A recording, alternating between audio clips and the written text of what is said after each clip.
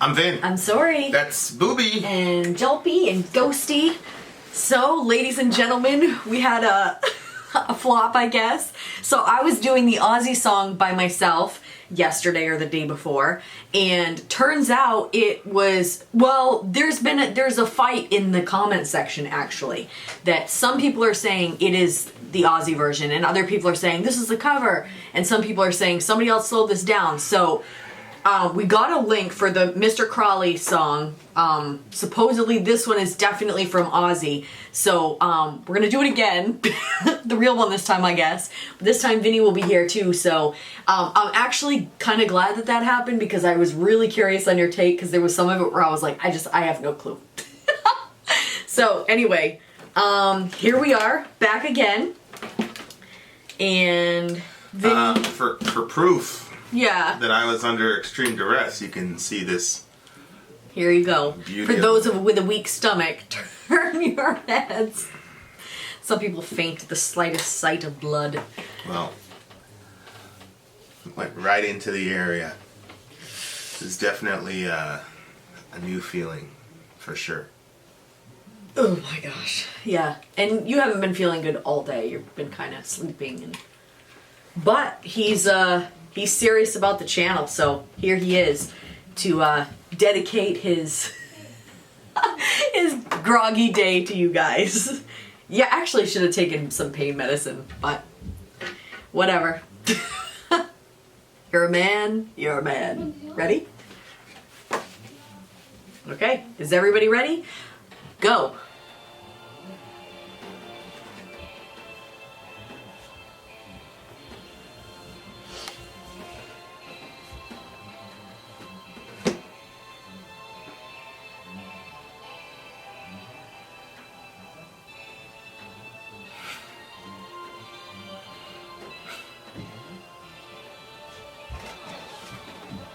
Mm-hmm.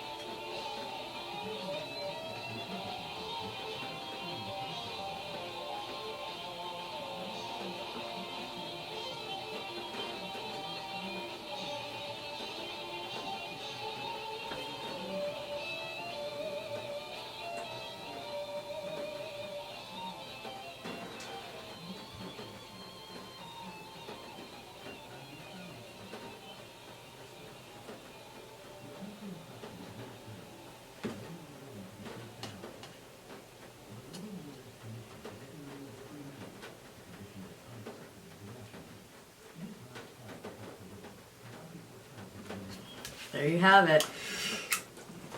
What do you think? I really, really like the solo, the guitar work on this one. Yeah. This was Randy Rhoads. It's a big homie. He's the one that died, right? Didn't he die in the plane crash? Hold on, I want to know what... I was trying to find out what I rated it, yes. The cover, because I'm pretty sure I like the cover better.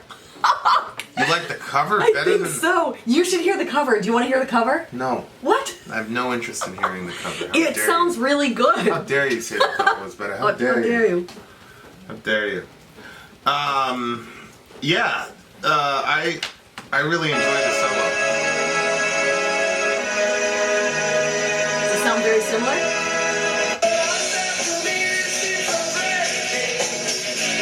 He sounds more like Peter Steele, right? This cover person. Yeah, no.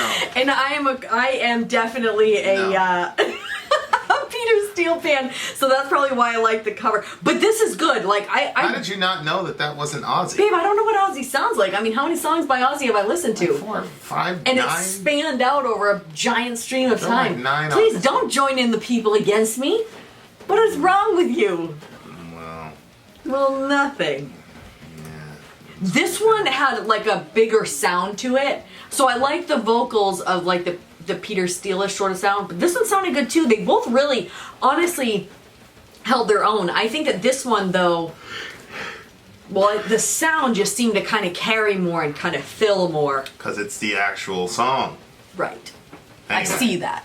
This song is exactly what I thought it would be. It's a song about Aleister Crowley, who's sort of the father of modern Satanism to some degree. I think he's okay. What do you know about this guy? Pretty sure he's the guy that wrote like the Satanic Bible. Oh, really?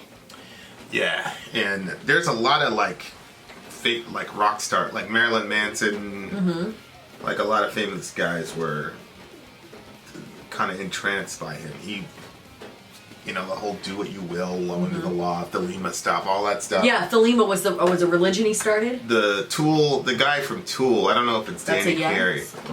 I don't know. My brain's kind of discombobulated, so I don't know if it's Danny Carey. It's somebody from Tool that is really, really into Thelema and stuff like that. And I know that with Nergal, with Behemoth, obviously, there was some Thelemic references, like is a god to live in a dog, I think is an actual... Oh, really? One of his things? I'm pretty sure that was like a direct quote from some of Crowley's work. So, anyway, it's the whole satanic Thelema stuff, but it's not... But I'm pretty certain he was not a theistic Satanist. He was looking at Satan as a a figurehead for... Oh, okay. Rebellion and doing what you will and all this jazz. It's supposed to be do what you will is like the greatest commandment, but it was, I think, to be completely fair to him, this was way back when we did Behemoth, when it says like, do what you will and love is the whole of the law or something like that. He combined love and do what you will. So it wasn't like, do whatever you want, rape and kill and steal. It was, be a loving person and then do whatever you want and don't let these...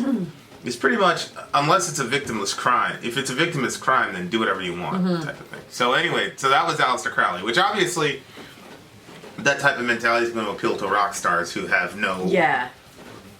They could appeal to a lot of us. But most of us don't have the ability to go out and do whatever we want. True. Yeah. Right? But when you're provided with all the money and drugs and women in the world, then that's different. So I definitely see I completely understand the fascination with Aleister Crowley for sure.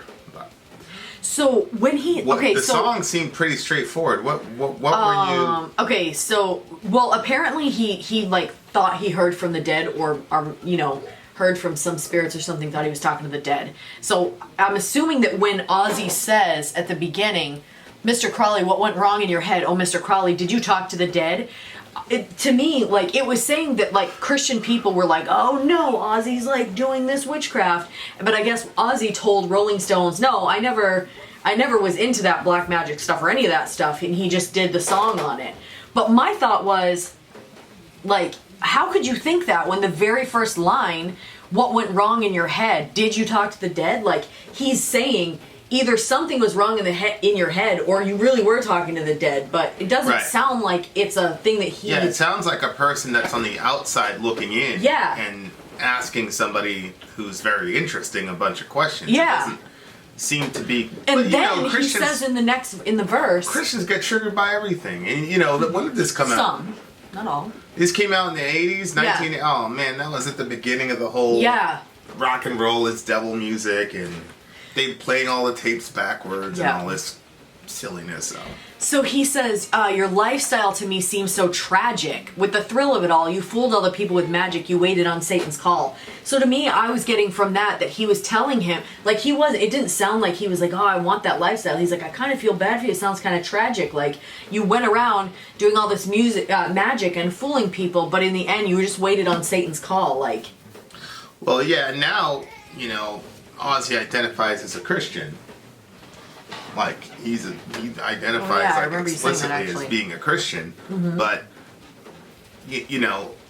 this to me, first of all, one of the things that bugged me about early Ozzy was that lyrically he was very simple, and even his cadence usually matched the guitar work. So if the guitar was like da da da, he would say da da da, like Iron Man, da da, and he'd go yeah. So that used to frustrate me listening to him, but this one, he obviously grew as a lyricist and obviously grew as an artist and a musician. Like, he really, I thought he did really good writing here, lyrically speaking. I was really impressed. Because Ozzy, he had this reality show like 10 years ago I used to watch, and you actually had to have like a translator at the bottom because like you couldn't understand what he was saying. Really?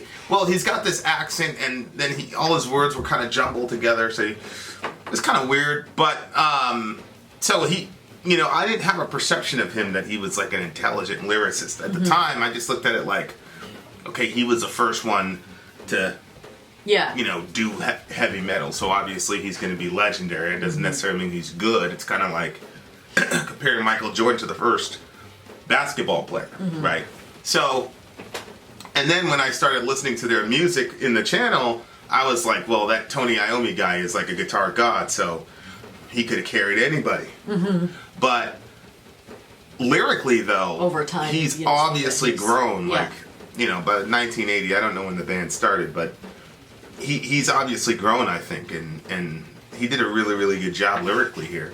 Mr. Charming, did you think you were pure? Mr. Alarming and Nocturnal Rapport. That's a pretty good line. So I didn't fully understand that. I was like, okay, like he's calling him Mr. Charming, and then he says, did you think you were pure? Like, I didn't know if this guy thought that like what he was doing was right and it made him feel good and pure, and he's like questioning that. Then he says Mr. Alarming in Nocturnal Rapport. Like, nocturnal is like at night, and rapport is like, like I hear people say like you have a good rapport with us, like a type of relationship. Right. So he has like nighttime or maybe like dark relationships. Well, yeah, at night. He's alarming people. He's Mr. Alarming at night because he, it's when all the supernatural activity was reported to have happened. Okay. Manson in his book, I think it's called The Long Hard Road Out of Hell, is Manson's an autobiography, and he talks about going to, it wasn't Crowley, it was the other guy, Anton LaVey's house. Yeah. And LaVey, I'm pretty sure, was a disciple of Crowley, but when he went to LaVey's house, he said the door opened without him knocking and all this stuff, But it's Manson, so you never really know how serious he's being. But he went to go see Anton LaVey, and the door opened up by itself, and yada yada yada yada yada. So, who knows? Ugh. But yeah, I mean, this just seems to me like a guy who's fascinated with the idea of Aleister Crowley, and is like exploring the ideology. Uncovering things that were sacred manifest on this earth, conceived in the eye of the secret, and they scattered at the afterbirth. It just seems like some sort of ritual, like some satanic ritual. You go out into the woods and scatter the afterbirth after some ceremony or something like that. What do you mean afterbirth of some ceremony? That doesn't make any sense to me. See, I was like, well, there's like uncovering things that were sacred, manifest in the earth, conceived in the eye of a secret, and then it talks about afterbirth. So I was like, I don't know if there's some sexual innuendo thing going on here. That's pretty smart. Yeah. That whole section might be completely metaphorical. in that he basically gave birth to this thing in secret, and then his disciples scattered it after he died, which is a pretty brilliant way to talk about afterbirth. Yeah. Go ahead. What were you saying? I'm pretty sure that that's actually what I ended up saying after the thing. I think I said uncovering things that were sacred, maybe like spiritual things manifest on the earth, conceived. I'm pretty sure that that's how I ended up interpreting it, was his religion. That's good. That was a good catch. This once one, you ride my white horse. I was like, well, in Revelation it talks about a white horse, and then I looked up the verse, and I was like, actually, there was like a super long pause during that time I was supposed to cut out, but forgot. Because I was like looking it up. Yeah, I don't know. Maybe Crowley was gay. You know, maybe that was part of his. What? No, I'm saying maybe that was part because it was. Oh yes, he was. I saw that. Yeah, it was the he was bi. Yeah. What does that have to do with it? Well, riding my white horse, you know, the Aussies, you know, whatever. I'm surprised you didn't catch that. You're usually all over those. I went to Revelation. I went to the Bible. Yay! Well, one for Sori. He kind of says it tongue in cheek. It's symbolic, of course. Yeah, so that's why I thought like Revelation. Yeah, people must have been laughing when I gave my Revelation. And I'm not sure. You know, like if a lot of his you know philosophy was not having any inhibitions whatsoever, then I'm not certain that he was necessarily like gay, or was he just saying, hey, this is a social convention and I'm gonna break it just because? You see what I'm saying? Oh, yeah. Like, I don't gay know. on principle type of thing, or bi on principle versus actually being whatever. But but either way, in 1980, we had not evolved as a society where that was looked upon as anything positive, even in the secular aspect of it. So, you know. So so he was gay, bi, whatever? He was bi, yeah. Okay. So I had looked that up. Yeah, and he was bi. That would answer that, right? Yeah. And then he goes and then says, "Oh, it's symbolic." Like. Yeah, I totally missed on that one. Yeah. For those of you that are just bumping in at the end, I already reviewed this song, but I accidentally reviewed a cover, and so Vin and I are doing it together because he was out yesterday, so you can go back and check that out. Yeah, and then he says, "Was it polemically sent? I want to know what you meant." Yeah. The polemic is you know that miserable Christian guy who goes after people. Yeah. So a polemic is like a published, you know, document that it's meant to go after a specific idea or philosophy. So, like for example, it's been said, and I probably agree, that Genesis 1 is not a science textbook. It's a polemic against Babylonian and Egyptian gods. Oh. Yeah. Right, so I see how you're using that. Right. So I think what he's saying is like, did you really believe all the stuff that you're talking about, or was it just a polemic against Christianity? See what I'm saying? Oh, I thought maybe there was like something that he said that we didn't know. Yeah, I just think he's talking about the entire theology. Like, did you really believe this stuff, or was it just a polemic against, you know, the Judeo-Christian ethic that kind of colors Western society? So, yep. These were all, he seemed fascinated. And of course, like, it's impossible not to be fascinated with the supernatural. Any claim to it, whether it's dark, you know, supernatural or light supernatural, you're gonna be attracted to it. And so it just looks to me like he's honestly looking at it. But I could also see Christians like going crazy and not actually looking. This is one of the reasons I feel like it's so important to listen to what people who have a different belief system than you actually are saying. Yes. Because if you actually look at what the man is saying, he's not condemning Crowley, but he's certainly not endorsing him either. No, yeah. And he seems like he's just asking about it. He's wrestling with these ideas and questions, and I don't understand like why. And this goes both ways. I've seen it with atheists too, where they have no nuance in the way that they criticize somebody. Somebody says something, and then they go off the deep end and don't look at the details of what they said. That happens to us all the time. But I just think I've seen it more on the Christian side because that's the milieu that you and I grew up in. Right, yeah. But I could definitely see this going crazy, making videos about it. I don't know how many millions of dollars was made in the 80s about this whole craze of how rock music is the devil and all You're that. right. They must have made millions and millions of dollars capitalizing off of people's ignorance and fear. No, you're right. Yeah, it's crazy. Like, those VHS videos were not free. Right.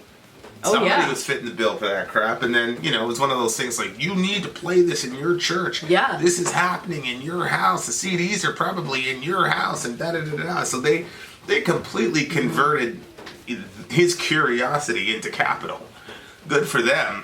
That's going to be a tough chat when you meet Jesus, so I'll tell you what. Mm-hmm. Especially, of course, the irony of all this is now Ozzy is an actual, you know, like, professed Christian. Yeah. And probably 2/3 of the people talking all that crap about him are probably not even in the faith anymore. So, or they're dead. So, and now they know they're wrong. So, either way, it's just, I'm able to veil my disgust, my disdain of certain brands of Christianity. But I need to cut this video short before I go rambling and wake up tomorrow and say, what the hell? Why did I do that? Sorry, released, babe. But yeah, I mean, I would have loved to talk to Mr. Crowley. You know what I mean? For sure. I would have loved to sit in on that conversation. It's a very, very fascinating subject. So, anyway. So the guitar work actually pushed it up 0.75 percentage points for me. So, I was going to give it a solid 9. But the guitar work was crazy, and I also have to give a little kicker to Ozzy because lyrically, I think this is the best he's done lyrically.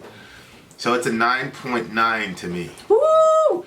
Okay, Really, I'll match you with a 9.9 because even though I actually think I like the sound of the cover better, I'd have to listen to them again side by side. Listen to that thing. But I would say that obviously if this is the original, then.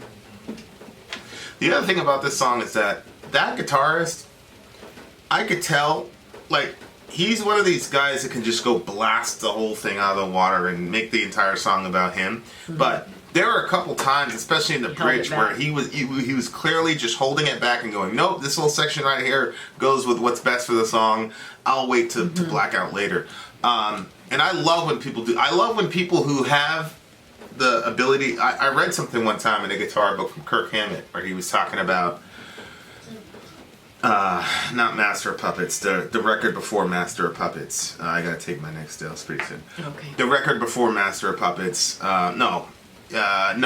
Justice. He was talking about Justice for All. Yeah. And he was saying in Justice for All, he was trying to prove that he was the fastest guitarist of all time. Mm-hmm. Or he was competing with, blah, blah, blah. And then he said in the Black Album, he learned that just because you can doesn't mean you should. Mm-hmm. So that was a line that stuck with me on a whole bunch of different... I bet.